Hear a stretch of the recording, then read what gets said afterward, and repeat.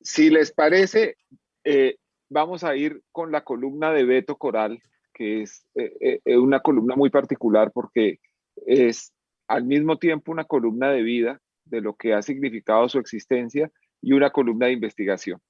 Beto, por favor, leámosla y la comentamos. Muchas gracias, Daniel. ¿Por qué asesinaron a mi padre? Dicen que el que se pregunta quién quiere venganza y el que se pregunta por qué quiere justicia. ¿Por qué? Esa fue mi primera pregunta cuando la esposa de un coronel de la policía me dijo que a mi papá, el capitán Humberto Coral, lo habían asesinado el 22 de abril de 1994, cuando yo solo tenía 8 años. La lucha por reclamar el expediente de su muerte empezó el 11 de mayo de 2004. Ese día cumplía 18 años y viajé a Medellín, de donde soy oriundo, para sacar mi cédula. Allí radiqué la primera solicitud para obtener el expediente y solo obtuve copia del fallo de primera instancia del Tribunal Administrativo de Antioquia. En él se exoneraba la responsabilidad de la nación por el fallecimiento de mi papá. Hasta ese día, la hipótesis de su muerte decía que lo hicieron por robarlo por la fuerza. Lo asaltaron a la medianoche, lo obligaron a sentarse en el asiento trasero, condujeron el auto a un descampado, le quitaron algunos objetos personales, le dispararon 3 veces en la cabeza y huyeron sin llevarse el carro. En fin, un delito de robo con violencia como muchos que se cometen a menudo en Colombia. Pero eso no concordaba con el decreto 39 de enero de 1995 del Ministerio de Defensa, en la que declaraba que el homicidio había sucedido en actos especiales del servicio y por acción directa del enemigo. Desde niño me surgió la pregunta, ¿cuál enemigo? Si el homicidio hubiese sido por robarle el carro, no lo hubiesen ascendido de grado con carácter póstumo, como ocurrió. Entonces, ¿cuál fue la investigación de la policía que permitió determinar el acto especial de servicio y el enemigo? Esta es la historia a la que me condujeron las respuestas. Mi padre fue uno de los oficiales comandantes del bloque de búsqueda que dio de baja a Pablo Escobar en diciembre de 1993. Participó en más de 800 allanamientos, ayudó a dar de baja a peligrosos sicarios lugartenientes de Escobar como alias El Chopo y alias El Angelito. Y fue uno de los 4 comandantes que ordenaron el ingreso del grupo de asalto para tomar la vivienda donde se refugiaba el capo. Una portada de semana, entonces la revista más importante del país, alimentó durante años la impresión y la zozobra que me producía preguntarme el por qué. En la publicación aparece la foto de mi papá con el título Cobro de cuentas.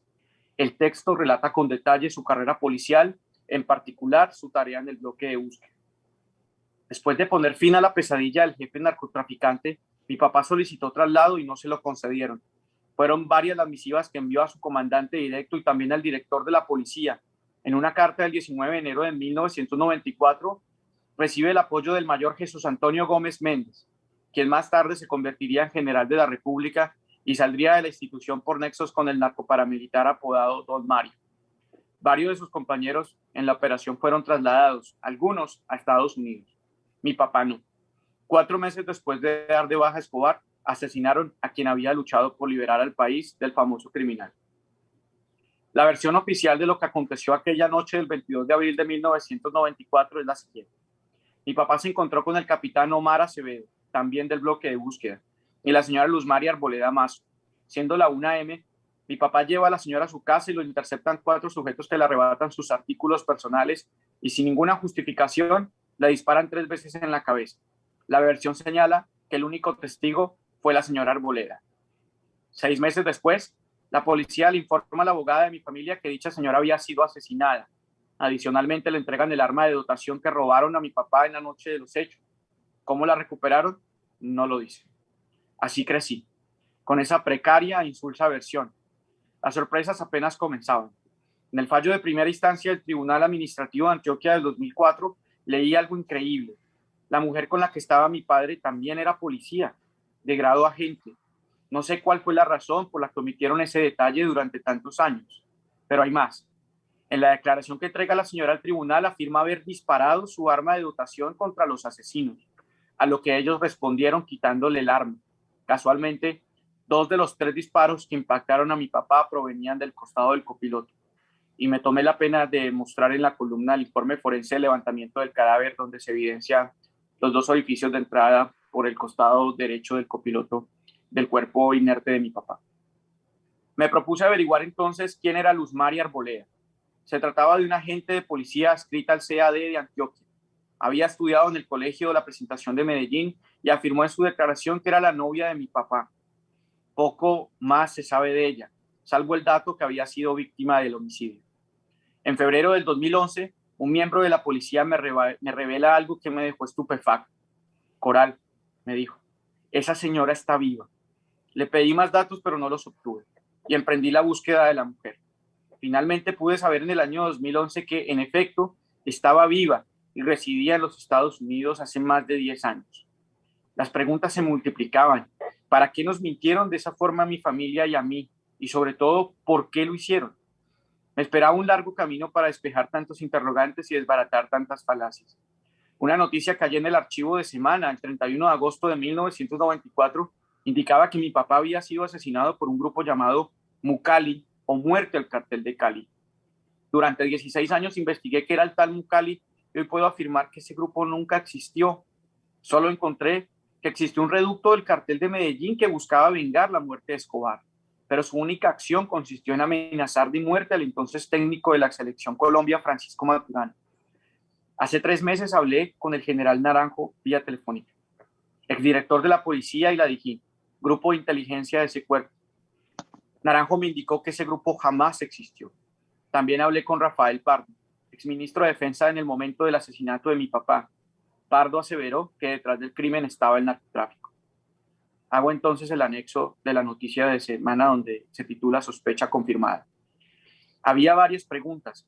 ¿Por qué si mi papá murió de inmediato hicieron el levantamiento del cadáver en un hospital y no en el lugar de los hechos? ¿Por qué si robaron el carro, el vehículo apareció al día siguiente en la escuela Carlos Holguín, sede del bloque de búsqueda? Estas preguntas solo se iban a resolver con el expediente completo de la muerte de mi papá. Data de 1995 con radicado 74 691 6120. Tardé 17 años en conseguirlo y lo logré gracias a la gestión de los abogados Miguel Ángel del Río y Augusto Campo. Leerlo fue un martirio. Pese a que se trata de un expediente escueto, insuficiente, escaso, de tan solo 70 páginas, tardé en digerirlo. Me dolieron las entrañas y confirmé cuanto sospechaba sobre la muerte de mi papá. Lo más doloroso es que concluye decretando una absurda suspensión de la investigación. Estos son algunos detalles. El informe revela una clara intención del mayor Lucas Vázquez, comandante del CEA, Comando de Operaciones Especiales, de sostener la versión de que mi papá lo asesinaron por robarle el carro, pero el vehículo siempre estuvo en poder del bloque de búsqueda, como lo prueba el propio expediente.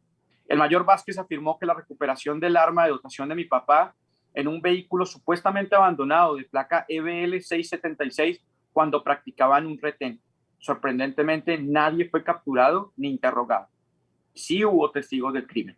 Según el expediente, el primero, un celador que presenció el hecho, pero cuando se presentó a testificar en la oficina de la fiscalía, sufrió un ataque de amnesia. El segundo testigo habló y reveló hechos inesperados. Para empezar, tumbó todo lo dicho por Luz María Arboleda. Afirmó que la señora discutió con los supuestos atracadores, que no eran 4 sino 2, y que mi papá se mantuvo calmado. Nunca se movió. De repente el testigo escuchó 3 disparos y vio cómo los asesinos se retiraron del lugar tranquilamente. Luz María esperó unos minutos y acto seguido empezó a gritar. El testigo afirma y enfatiza que los gritos eran fingidos. A pesar de que la muerte fue instantánea, llevaron el cuerpo al Hospital San José. El expediente confirmó lo que por años yo temía, entre comillas, los resultados del estudio físico-químico de parafina 6, prueba térmica tomada a Luz María Arboleda Mazo, dan positivo en ambas manos. Bastaron esos 3 disparos para cegar una vida de servicio. La mujer disparó 2 de esos 3 tiros. A ellos debe mi papá su muerte y en ella su misterioso traslado a Estados Unidos. No había duda. Lo revelaba el documento judicial. Había encontrado a la asesina de mi papá. Nada menos que un agente de la policía que fue protegida y sacada del país. Y el investigador sostuvo que las versiones de Luz María eran contradictorias y que ella siempre afirmó tener el respaldo de su superior. Para mayor claridad, el expediente utilizaba expresiones coloquiales, por ejemplo, que la gente le picó el arrastre al capitán. Es decir, lo engañó o lo entrampó. En el mismo expediente afirmaba el mayor Marco Antonio Pedreros, quien años más tarde sería general de la policía y sería retirado por nexos con la mafia, tenía conocimiento de la banda que asesinó a mi papá, pero guardó silencio. y enseguida hago parte del expediente donde se evidencia las contradicciones de Luz Mari, lo dicho por el investigador. Mientras tanto, mi familia, carente de toda ayuda oficial, había sido engañada durante largos años en espera de que el caso se olvidara y se hundiera en el limbo de los crímenes sin resolver. Para completar la impunidad, un auto de la Fiscalía Tercera de Investigaciones Previas de Medellín suspendió toda actividad judicial. Alegaba que no hubo éxito para identificar el autor o autores del delito. Pese a todo ello, la historia no termina allí y anexo la orden de suspensión de investigación tan solo 8 meses después de su muerte. En 2010, recibo un correo anónimo donde se me informa que el crimen de mi papá participaron el mayor Hugo Aguilar y el coronel Danilo González, asesinado posteriormente. Ambos, juntos con alias Don Berna y los hermanos Castaño, habían fundado el grupo denominado Pepes, los perseguidos por Pablo Escobar. Los Pepes asesinaron civiles y policías que intentaban denunciarlos. Uno de ellos, el mayor Aguilar, dejó en un libro sus experiencias. Se titula Así maté a Pablo Escobar, y en él acepta haber colocado carros bombas para amedrentar al cartel de Medellín. No existía prueba de su participación de ellos en el crimen, pero hoy existe un testigo que así lo sostiene. Según él, mi papá denunció la incautación de caletas en el Magdalena Medio que iban a parar a la billetera de Aguilar. Fueron más de $2 millones que desaparecieron. Mi papá informa esta situación al general Vargas Silva, pero lo ignora. El testigo me revela otros hechos escabrosos. Mi papá no fue el único oficial del bloque asesinado de esa manera. En agosto de 1994, asesinaron también a otro capitán del bloque de búsqueda. Se trata del capitán Henry Umbacía, muerto con el mismo modus operandi, entre comillas, robo vehicular. Una noticia publicada en el diario El Tiempo lo confirma. Hoy estoy seguro de la participación de miembros de la policía en la muerte de mi papá. Sé quién disparó, quién dilató, quién mintió, pero aún ignoro lo más importante, el por qué. Cuando creía que mi lucha terminaba, acepto que vuelve a comenzar, pero me propongo, una vez más, llegar hasta el fin.